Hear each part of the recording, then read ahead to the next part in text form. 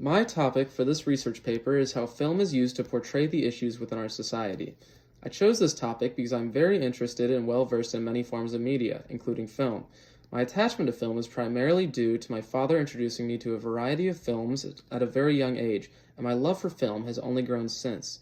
Now that I am older, I have started to look into the more analytical side of film and how it can use its story elements to portray a theme or message, as well as what this means in a broader context. This has resulted in many movies heavily impacting both me and my identity, as well as making me realize the significance of the ability of film to teach the viewer about important aspects of our world, and as such has very much played a part in the development of my worldview.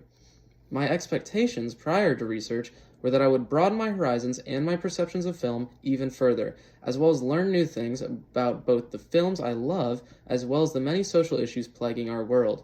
This was due to the nature of my argument and how it would lead me to research studies involving numerous injustices of the past and of our world today.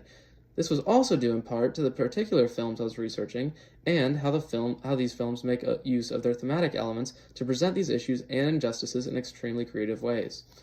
My thesis for this paper is that art is a reflection of life, and as such constitutes the medium of film as one of the most important instruments for presenting and exploring the many flaws of society, primarily through the lenses of escapism, oppression, and greed. Most of the sources I make use of in this paper are movies, primarily because of my argument's heavy reliance on examples in order to thoroughly convey my point. Some of these films include The End of Evangelion by Hideaki Anno, Bong Joon-ho's Parasite, and There Will Be Blood by Paul Thomas Anderson. I also included two other examples in my background information, Damien Chazelle's award-winning La La Land, and Francis Ford Coppola's classic The Godfather Part 2. These films all played large roles in molding my worldview, as well as provided great references for the topics I was dissecting.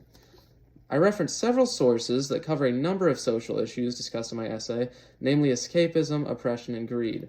For the first of these three, escapism, I referenced Why Escapism Can Be Harmful by therapist Lynn Reed.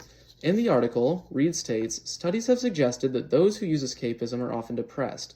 It seems if we don't deal with our issues and we avoid them, we could be at risk of developing a higher level of depressive symptoms.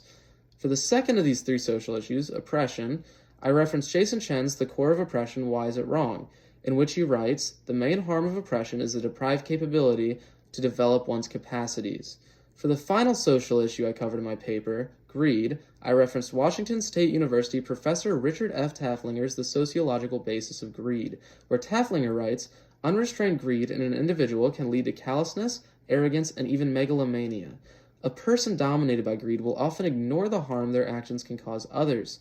Sweatshops, unsafe working conditions, and destruction of livelihoods are all consequences of people whose personal greed overcame their social consciences.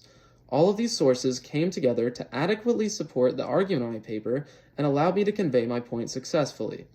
The main argument of my essay, that film is one of, if not the most effective method of presenting and exploring the social issues of our world, revolves around my claim that the three social issues most widely tackled in cinema are escapism, oppression, and greed.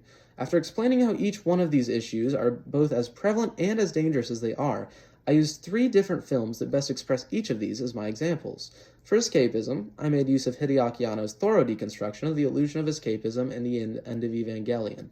For oppression, I referenced Bong Joon-ho's intense illustration of the realistic consequences of oppression in Parasite. Finally, for greed, I cited Paul Thomas Anderson's bleak portrayal of the toll greed can take on an individual in There Will Be Blood. For each of these examples built off of one another effectively in order to properly further my claim. The largest counter-argument to my claim is that film cannot amount to anything more than surface-level entertainment value. I acknowledge and subsequently refute this in my paper by explaining that the medium of film has been intentionally used in order to convey a strong message that is meant to be learned from and applied to the viewer's life numerous times. I do this by referencing Storytelling and the Importance of Theme by story consultant Scott McConnell. In the text, McConnell writes, great stories have universal themes that dramatize value-laden principles of life applicable to everyone, regardless of their race, culture, class, or gender. I then go on to back up this source by returning to the example of the creator of The End of Evangelion, Hideaki Anno. Shinji Ikari, the main character at The End of Evangelion, was based on Anno's life experiences. Just as Shinji went through the pain and suffering of rejection over the course of the movie, Anno, too, experienced the hardships associated with intimate human connection. And just like Shinji, Anno, too, came to the conclusion that life was still worth living.